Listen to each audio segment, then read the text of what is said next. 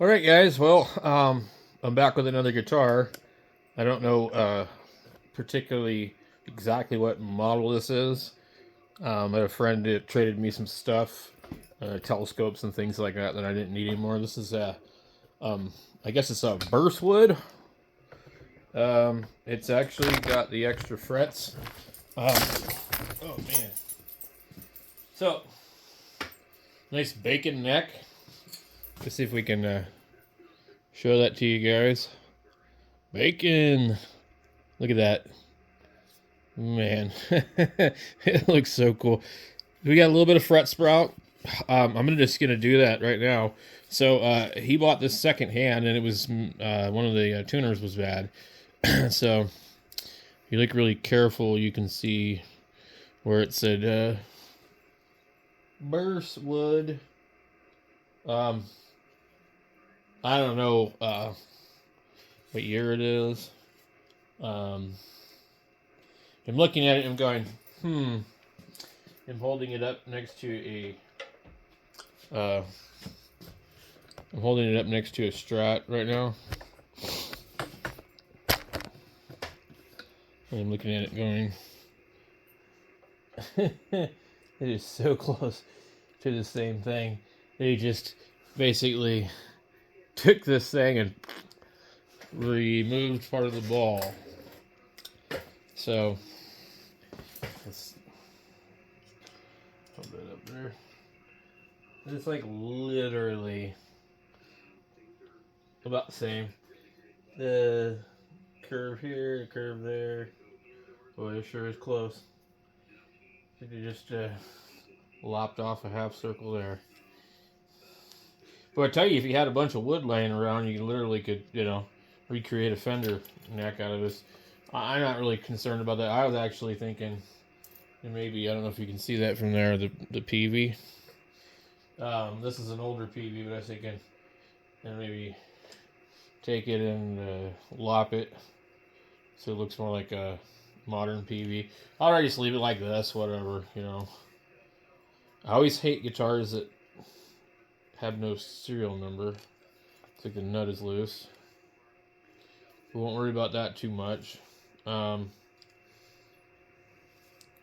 wonder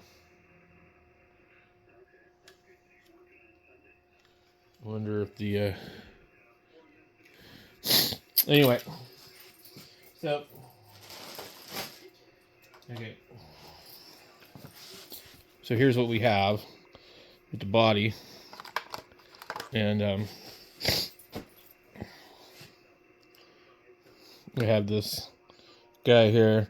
These are weird because, like, if you see, there's holes through this thing. Like, there's hardly any wood there. The wood here is quite thin.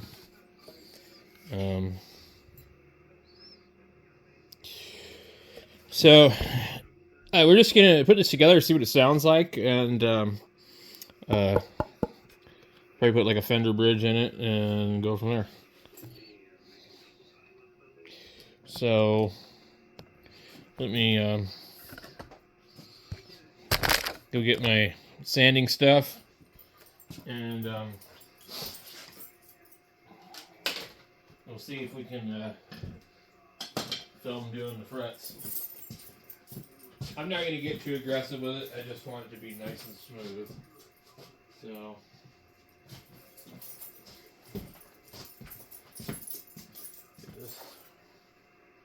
I'm not going to use these pickups probably. Bag of hardware, neck plate, 5 tuners or something. Anyway, so we're going to use these. It's a 220, a 320, and I don't know what the other one is. And we're just going to sit down here, and I'm going to get this paper cutter fixed. Now, don't do this with a maple fretboard or anything with a finish. I literally just go through like that with these. Like, It's not a real expensive guitar, so.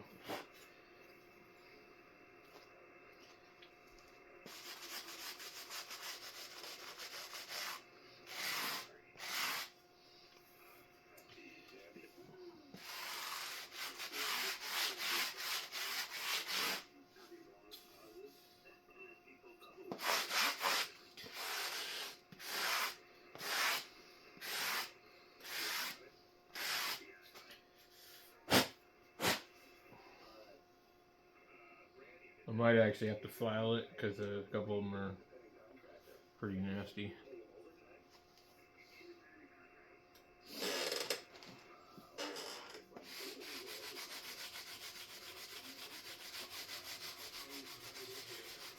They're kind of sharp, but not quite sticking proud of the fretboard. This is a problem.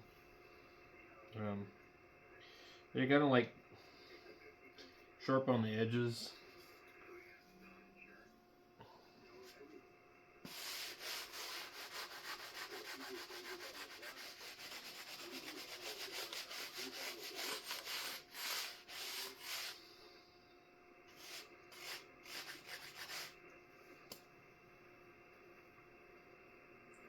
They're just the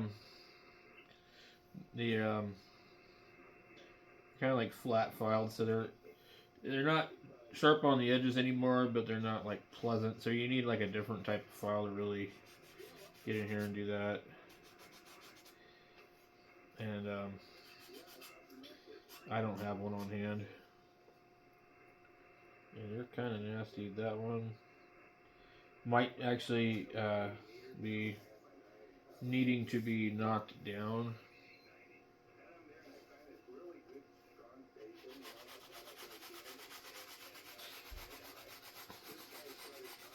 But you usually get away with quite a bit with a sanding sponge as far as like cleaning up frets and kind of polishing them, I guess. And if there's like, in this area there's like dings, well, you just go real careful and kind of get a little bit out of it.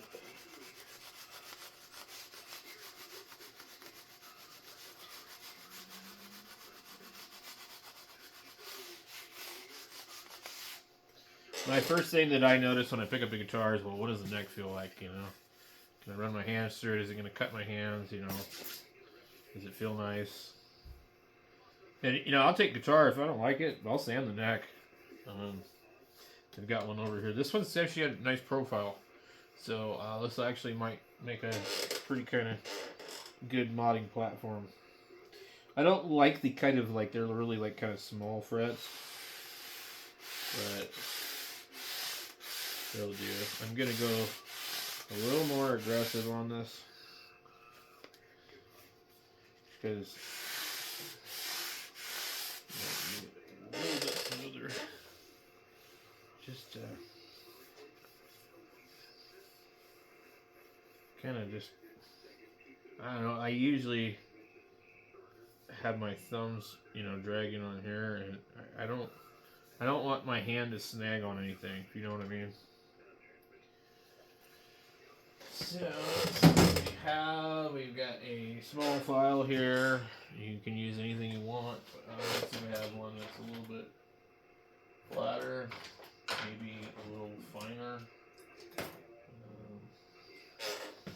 And this one's good because it's tapered, so if you do it right, you kind of can get in here and file the edge of the fret without going wider than the fret.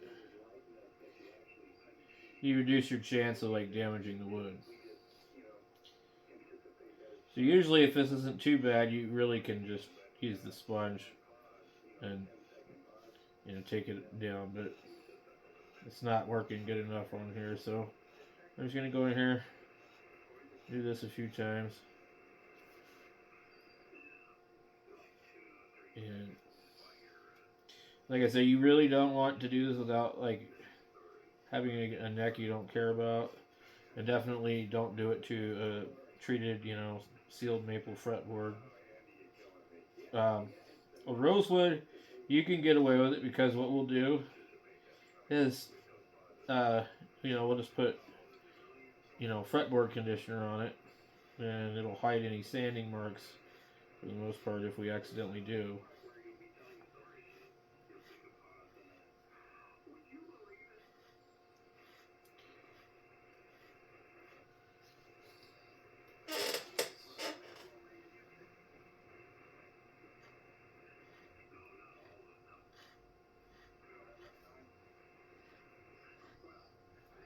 So somebody might have already tried to address some fret sprout over here. I'm using a rougher file right now, and then I'm going to go back over it with the other file.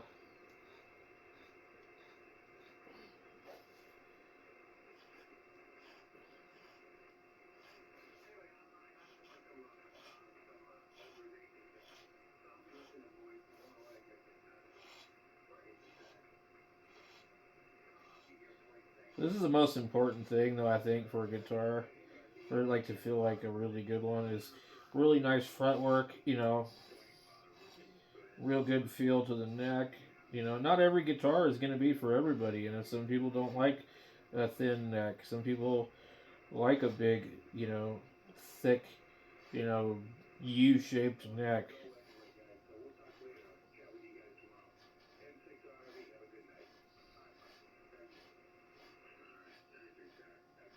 I hope you guys can't hear the ham radio in the background. I didn't turn it off before I started filming. But yeah, if you're into ham radio, I have another YouTube channel. It's called Ham Radio Hack, and I do stuff with ham radio on there and different things, review radios and whatnot.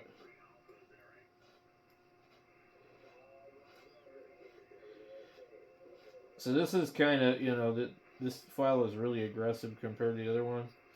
So when I go over the other one, it will kind of smooth it out a little bit, and then I'll go over it again with a couple of different grains of sanding pads, and hopefully by the time I've done that, I'll have a really nice neck that feels comfortable.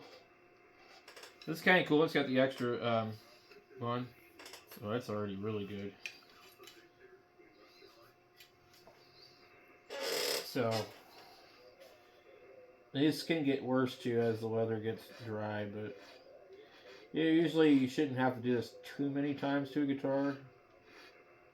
I have one that I bought where like the frets were just hanging off the edge like quite a bit, and like 2 or 3 fingernails thick, maybe even more, and it was like I was gonna get out the damn angle grinder almost. It was that bad.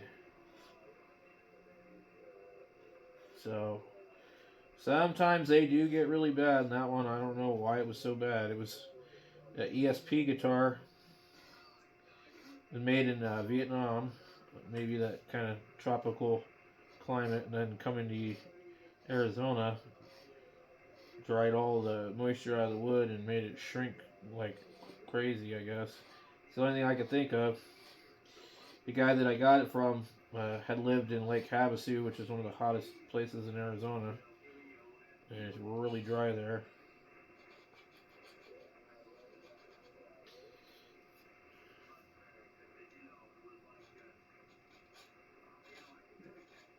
So we're getting there on this. I do need to get like the crowning tool so you can like get more than just the edge of the thing, but I don't do frets often enough really. Um, and I'm not like working on guitars for people, so I usually just use a file. And I try and show you guys how you can do it yourself without specialty tools. So that's why I don't have them. The whole point is like, hey, can I do this with stuff that I can buy like at the hardware store or Harbor Freight? And of course you can. Wow, this one is really nasty.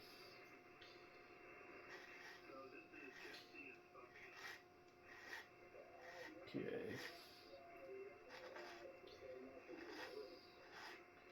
What I hate is when you get like a really nice Fender Telecaster with a maple neck, And you know, like I don't know if you guys can see this, but like you know the tang part of the fret, it starts to push out through the fretboard, and of course it chips the really nice clear coat. And there's nothing you can do about it. It's like, can't they trim the end of the tang before they insert it? And also, I mean, like you know, it's like the saw marks and stuff. You know, is there a better way to hide those, or maybe not cut the fretboard all the way through? I don't know. We got another guitar that's a rosewood, old guitar from the '80s, and it had like this super thick clear coat on it. And of course, the frets started to stick out, and you know, and that looked like crap, you know. But you can't do anything except for you kind of come at it at an angle, you know, and try and sand down the tang. You can't leave it hanging out. Okay. Okay, some of these are pretty bad. Like there was no way I was gonna get them with the sponge. Okay.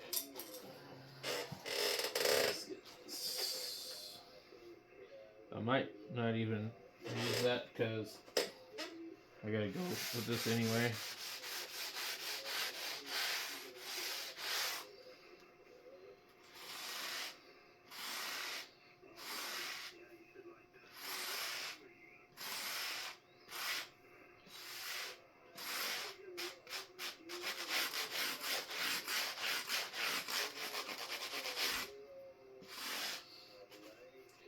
Go to the finer side.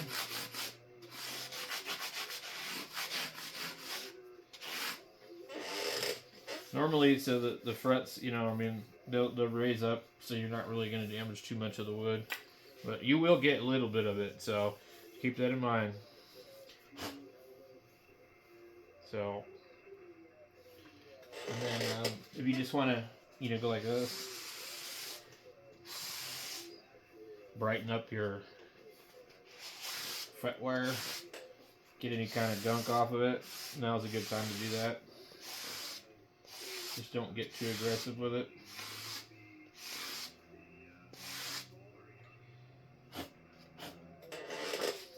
And then, you know, if you really want to, you can, you know, go and polish it with steel wool. There's some little dents in here. But I'm not really worried about that. Like, something like this, I like to get it together, put it together, play it, see how it plays first, and then, you know, go from there. So, well, let me see what we got. We gotta oil the bacon.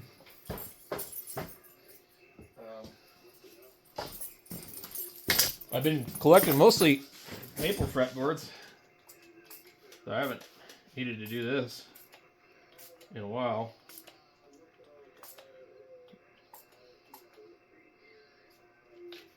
See, it's sucking it right up.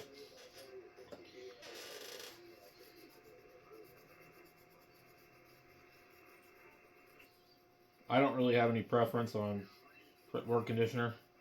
I just go to Guitar Center and get whatever's cheap.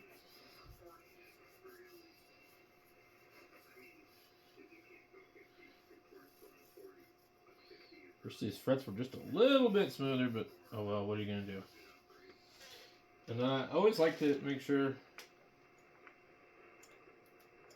that it get a little bit on the backside here. Yeah.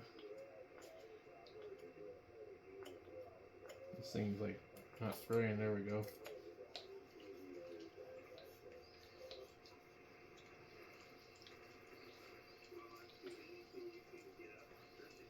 I'm not trying to go too crazy with it. Just trying to the wood is not dried out too bad. I'm not really trying to clean it or anything.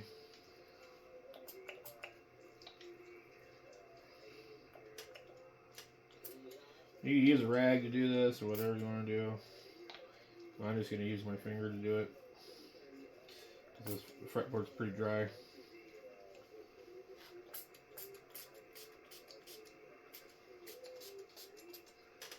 And you can see it's like sucking it up fast.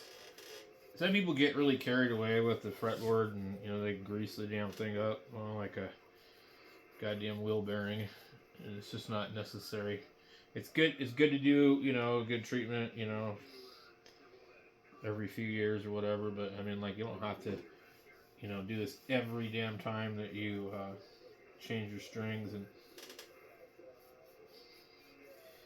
for that matter, you don't have to change your strings a ton either. It depends on how much you play the guitar, you know. I try not to change them any more than I have to because I've got a lot of guitars. And it starts to get expensive changing the strings on 20-something guitars. Hey, you got 20, you know, guitars, and you change the strings on them all the time. I mean, think about it. I mean,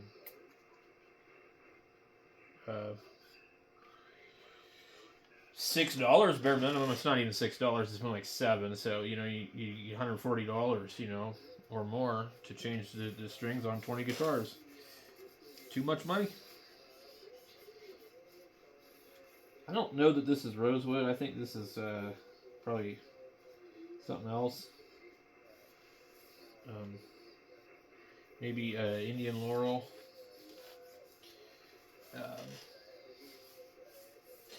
I don't know. It's hard to say. I don't have much money into this thing. I mean, I think I traded a few things that, like, I mean, it's less than $100. I had a telescope that was like $12, another one that was like $6, and they all come from thrift stores. And so,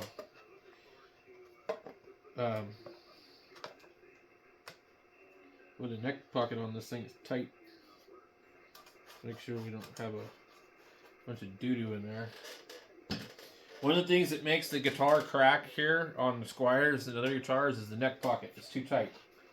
And there needs to be a little bit of room in there for the guitar to expand and contract during winter and summer and stuff like that. Sometimes they just put, you know, too much paint in there. They're in a hurry. You know, these are cheap guitars. They don't give a crap. And so there's just too much paint in the pocket, and they force the neck to go in there, and after a while, you know, the paint wants to crack in that area. So that's why a lot of the Squiers are cracked. And it doesn't need to be super tight. It's not, the neck isn't going to move around, okay? You know, once you have it set correctly, it shouldn't move around. This one's still what I consider to be a little too tight. And I mean, I'm not super concerned about it, but I'd rather not, you know, have cracks. And you get in the habit of treating every guitar, you know, with some extra care. Doesn't hurt.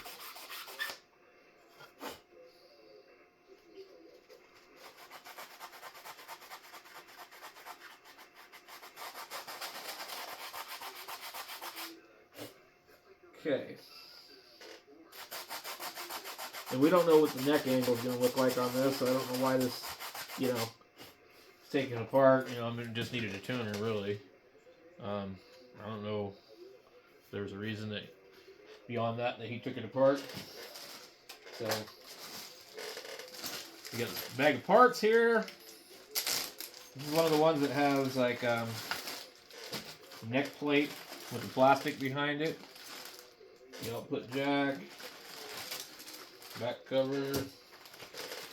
We're gonna have to do something with the bridge. We're missing one of them. We'll see, just make sure if it's exactly like a Squier. I have a PW29, and I might just stick it in here. So there's our neck plate, and then there's the screws, and then we got the claw screws, and we got the claw screws and springs. So really, we got everything we need here. Let's see, we'll look at the back of this and try and kind of put it where it was based on the funky marks. Or I guess we could flip it around, you know, I don't know. There's kind of funky marks on here. It looks like somebody like over tightened this thing. So maybe I'll just I'll go like this and put it backwards.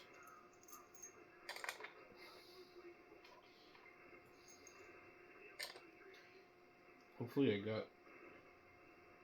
Am I missing a screw? No, like, no.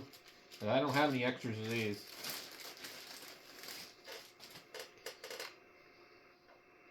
It's really weird how they made the back of this so damn thin.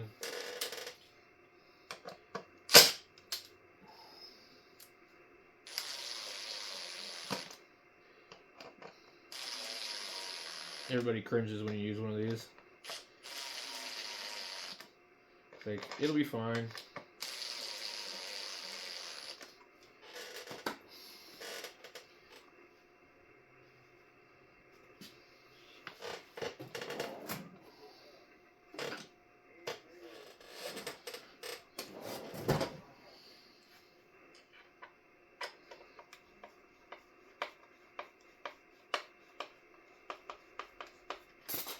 Come on.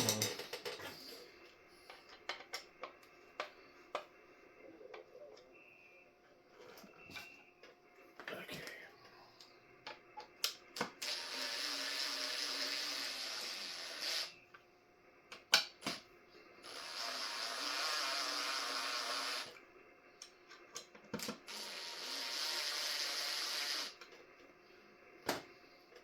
All right, let's get this neck on here.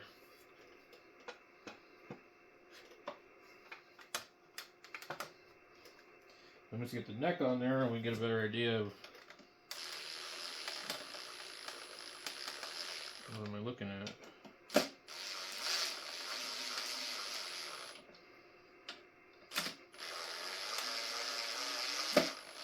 Very tight. It's probably never been off before. Let's use our screwdriver here now. Make sure we don't. I don't want this thing on here too tight. I'll go from there to there first. You need to make sure that the neck isn't tilted, or you know, give it a little bit of a wiggle. Make sure everything's good before you proceed with the rest of it. You don't. These don't need to be. They don't need to be super tight. In fact, that's really bad. Don't just keep tightening on them. Get them to where,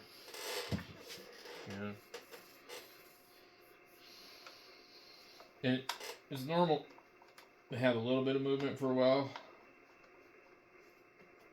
but after a while there shouldn't be anything at all. So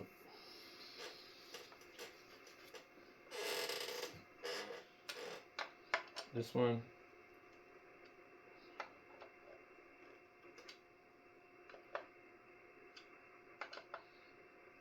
and I didn't really tighten them, just kind of torque checked them. So okay, we got that. The neck is quite a bit better. Fretboard looks really nasty. That's why I don't think it's rosewood. It's kind of got this funny texture. There's a bunch of fingernail marks here in the fretboard.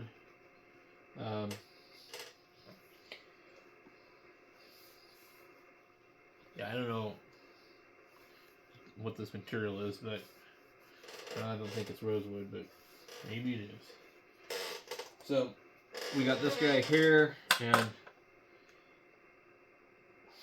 what I want to do is see just with this particular pick guard, if everything lines up with the bridge in the normal positions, because sometimes these things, even brand new, they're not lined up right, and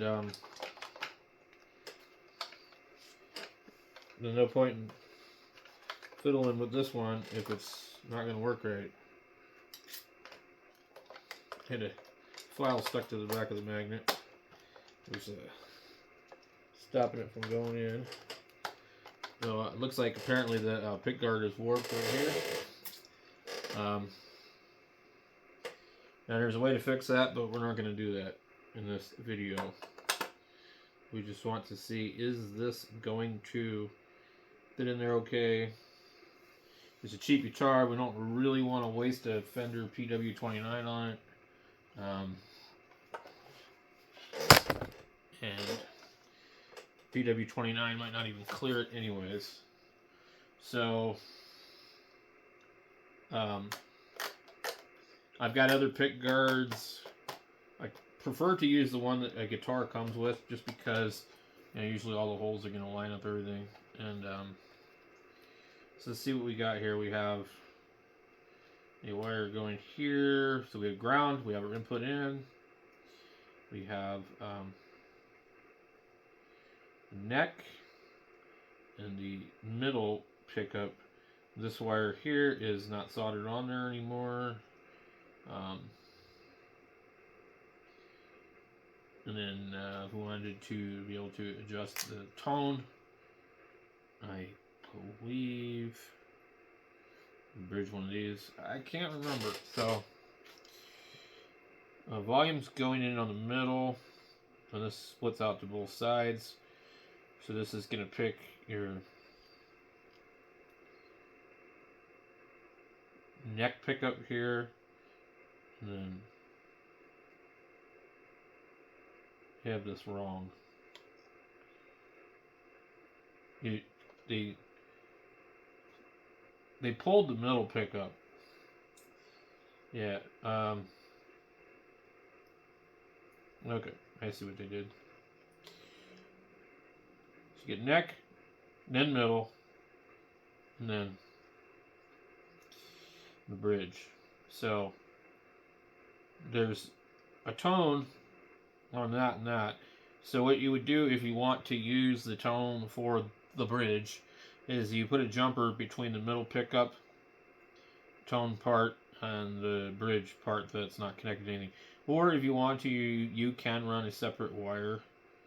So I never understood why they kind of did this like this, because like basically there's no tone for the bridge, and then the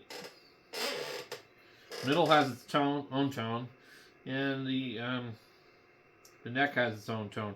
And I guess so. Then I guess you could independently adjust the tone of the neck and the bridge in the split position, or whatever we call it.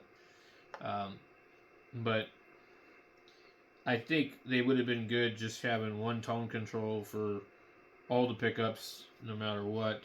I mean, you're not going to get much of a difference if you change this one and this one. Like, they're either going to be similar or completely opposite. And then it's going to wash out anyway. So I don't understand the need for a tone control for these two and then not there. It's like, yeah, one tone control per pickup or one for all. So we take this over to the bench. We'll solder this. We'll put it back in here. We'll put our jack in there, and we'll see if it works. And I'm not going to film that, so I'll be back in a little bit. So that is the guitar.